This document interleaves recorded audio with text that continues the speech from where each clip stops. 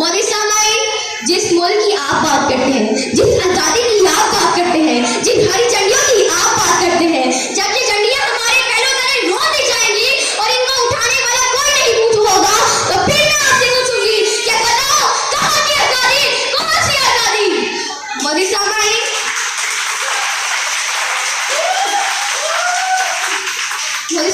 हम आजाद नहीं है। जब कश्मीर में हमारे मुसलमान भाइयों को मार मार कर उनका तमाशा बनाया जा रहा था,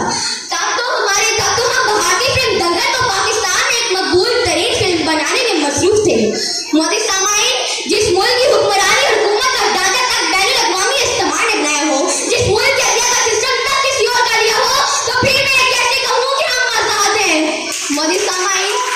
जब बॉर्डर के पास हमारे भाइयों को मारा जा रहा था, तब तो हमारे सियासतदान आम की बेटियां और सालियां उनको तोहफे में भेज रहे थे, तो फिर मैं कैसे कहूँ कि हम आजाद हैं? मोदी साहब अभी मैं देखती हुई आई कि हमारे नौजवानों के लिए आजादी का मकसद बाइसाइकिलों पर सलेंसर फाड़ के निकाले तक महदूद है, तो फिर मैं कैसे कहूँ कि हम आजाद हैं? मोदी साहब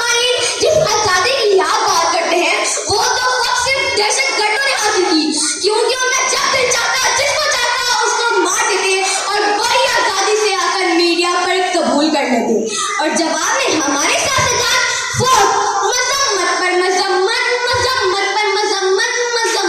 मजम्मत करते नजर आते हैं, तो फिर मैं कैसे कहूँ कि हम आजाद हैं? मोदी साहब जिस देश में हर सिर्फ बर्बादी के साए हो और मुल्क के कोनों पर जुल्म और जबर के बादल छाए हो, तो फिर मैं उनको आजाद क्यों कहूँ? आखिर में मैं यहाँ पर बैठे हर नौजवान को ये पैगाम देना चाहूँगी, बोल के लब आजाद है तेरे, बोल के लब आजाद है तेरे, बोल के जुबान अब तक तेरी है, तेरा सुतवा जिस्म है तेरा, तेरा सुतवा जिस्म है तेरा, बोल के जा अब तक तेरी है।